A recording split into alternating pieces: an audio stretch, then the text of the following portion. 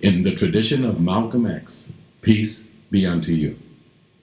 I'm sitting here and I'm thinking about the concepts of growth and decomposition, or decay, and I'm applying those concepts to our community, to descendants of slaves across the nation. And I'm trying to evaluate all the characteristics which signify either growth or decay, because I understand that organisms, as well as communities, are either in a growth phase or they're in a decomposition phase. And of course, the two generally are mixed. But in order for a community to be healthy, growth must always have the edge on decay. And the emphasis in a community, therefore, must always be on its children, and the furtherance of excellence in all of the endeavors that they are put into by their parents, by the community as a whole. And so with that in mind, about a month ago, I decided to do a research survey. And I have a research team, and we set about gathering data throughout Oakland, San Leandro, Hayward, and San Lorenzo on a specific question concerning whether or not adolescents between the ages of 14 and 18 could read a 12-inch ruler. That was the simple question. Whether or not adolescents between the ages of 14 and 18 could read a standard 12-inch ruler. And the point on the ruler was predetermined by me. And of course, the surveyors went out to different locations where young people between those ages mingle.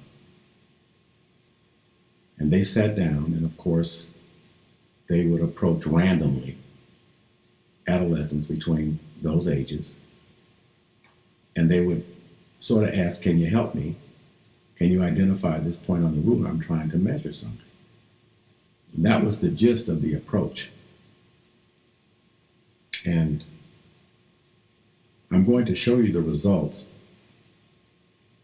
of the survey, the analysis which I have done, and then elaborate on it, explain it, evaluate it, and maybe we can do some kind of long-term prediction on what we can expect if this kind of result can be replicated nationwide. And if it can, we're in trouble. We're in trouble because based upon the findings of my survey and the analysis, the conclusion which I was compelled to draw based on the data, descendants of slaves, youth, are not prepared to meet the challenges of the 21st century, which involves economies based upon high-tech industries, highly skilled professionals that get degrees from vocational institutes or from universities and or colleges in this nation.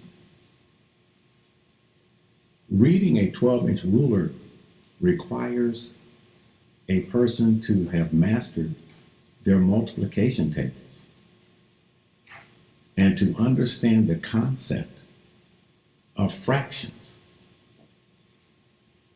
and understand what is called in arithmetic geometric progression. That is to say, do you understand that we move from 1/2 to 1/4 to 1/8 to 1/16 to 1/32 to 1/64th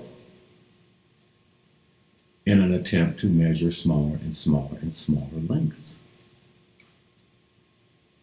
Now that is really a simple concept based upon division, which is one of the basic operations of arithmetic. And there's only 4 operations in arithmetic. There's only adding, subtracting, multiplying, and dividing. And I have put up for you to see the paradigm, the arithmetic paradigm of arithmetic. And to me, the study that I've done demonstrates that most descendants of slaves are not taught, do not understand that all branches of mathematics stem from this root paradigm of adding, subtracting, multiplying, and dividing, no matter whether you're doing algebra, geometry, trigonometry, calculus. All of those branches of mathematics involve those 4 basic arithmetic operations. And they all require one to understand basic units of measure, like multiplication and division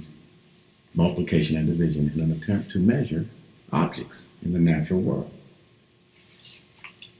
I went to various locations, the researchers, that is, went to various locations.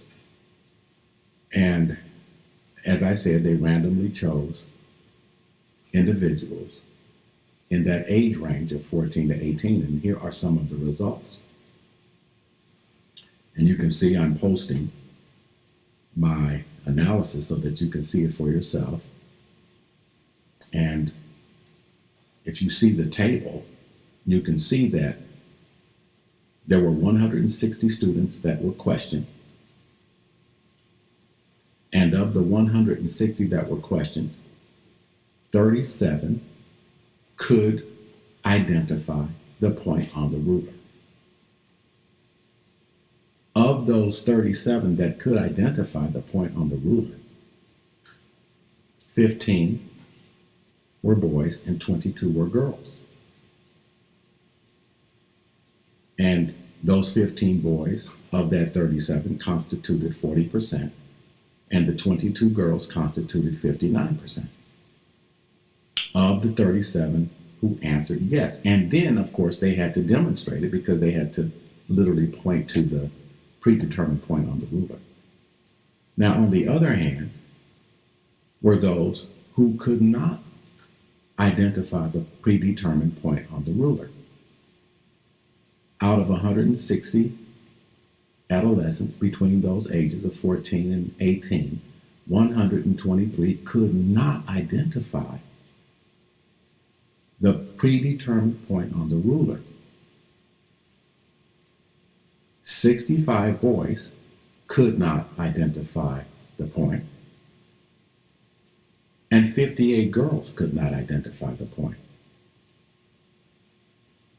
That broke down to 40% of the boys who could not, and 36% of the girls who could not, out of the total 160 children.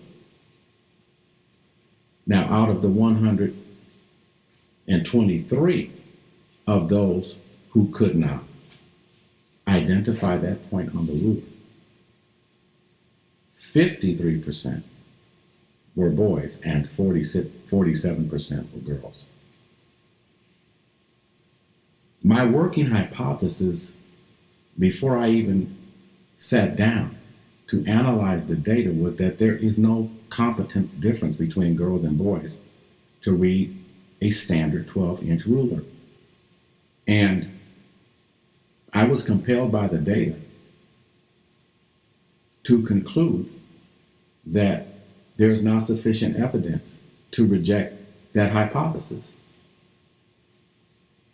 My hope was that it would be a majority who could read it, but the majority could not read it.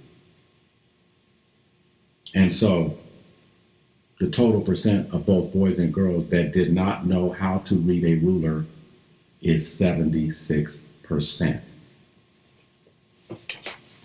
And as I said before, if that could be replicated nationwide, then it suggests that the vast majority of descendants of slaves are ill-equipped, leaving high school, to qualify to enter into a vocational training program unless they get some remedial education. And in the past, I've asked young people randomly to tell me what the basic unit of an analog clock is. And they didn't know. They didn't know that the basic unit, the standard basic unit, is the second. They would say it's the hour, they would say it's the minute. And the reason is because, for the most part, all of their timepieces are digital now. And so they are not learning analogical reasoning. They're not learning how to analyze the relation between the hands on the face of an analog clock. And though that may seem a simple skill, it involves continuous exercise of our analytical faculties, which of course sharpens our ability to do analogical reasoning in nature around us. So another analysis which I'm going to share with you that is related to the first one is an analysis I did on the probability of high school failure. And what I did was I took hundreds of cities and randomly selected a few of them so that I could do a statistical analysis to determine the probability of failure on the part of descendants of slaves in those cities. I took Indianapolis, Cleveland, Ohio, Oakland, California, Baltimore, Maryland, District of Columbia, and San Jose and California, and Tucson, Arizona. Now, what I found generally is that the likelihood of failure was 51.6% as of 2008. And in cities with a majority population of descendants of slaves, the likelihood of failure was higher. For instance, in Cleveland, it was 50%. In Baltimore, 65%. In the District of Columbia, 49%. Whereas, conversely, in cities with low populations of descendants of slaves, the failure rate, the probability of failing in those schools was lower, such as in San Jose, California, 42%, and Tucson, Arizona, 42%. And I ascribe those failure rates to the high concentrations of Latinos who are immigrants and do not speak English very well at all. Now, there is a correlation, as most of us know, between poverty or income, family income, and high school dropout rate. For instance, in Cleveland, the median income is $27,000. It's the lowest in the nation. 50% of the population earn at or below $27,000 a year. And remember, they have a high school failure rate of 50%, with a descendant of slave population of 53% of the city population. And that same pattern is demonstrated in Baltimore. And I'm not going to labor you with all the stats. I'm going to post it and you can see it for yourself. You can freeze it, you can copy it, and you can analyze it for yourself. However, though poverty is correlated with this high likelihood of high school failure, there must be other factors also that are at work here that determine this failure rate. And we cannot escape the fact that our families are increasingly dysfunctional in the United States. And I'm using the word dysfunctional because of the poverty, because of the high percentage of single-parent households, generally headed by females, who themselves are not educated, may have been dropouts, more likely dropouts from high school, and who thus cannot facilitate their children at home when they're doing homework, or don't have a structured family orientation in the home that requires that children do homework first before they do anything, or who overdo television and cell phone use and music without balancing that out with reading, recreational reading, and homework. And so the question that I raised at the beginning of this short talk is whether we are in growth or decomposition. And remember what I said, organisms exhibit both aspects of growth and decomposition. But if growth does not take the edge, if growth does not outweigh decomposition or decay, then we say organisms in that imbalanced condition, biased in favor of decay, are dying. And what I'm saying to you is that if this information, this analysis, based on the data that I collected, can be replicated nationwide, the communities, if you want to call them that, and that is questionable whether we even have communities, are in a process of decomposition or decay. Now, one last point I want to make. Immigrant children from Africa are excelling in high schools and entering into universities, not just Ivy League universities, but here in California, they're entering into state universities and the larger universities, such as UC Berkeley, UC Santa Barbara. And so in the American Journal of Education, it was noted that in 2007, they found that immigrants, or the children of immigrants, while making up 13% of the nation's black 18 to 19-year-olds, and let me stop for a moment, make note, 13%, and growing. The immigrant African American population is rapidly increasing. Their children account now for 41% of blacks, as the article calls us, admitted to Ivy League schools. 41%. In other words, but for the presence of either African immigrants or their children,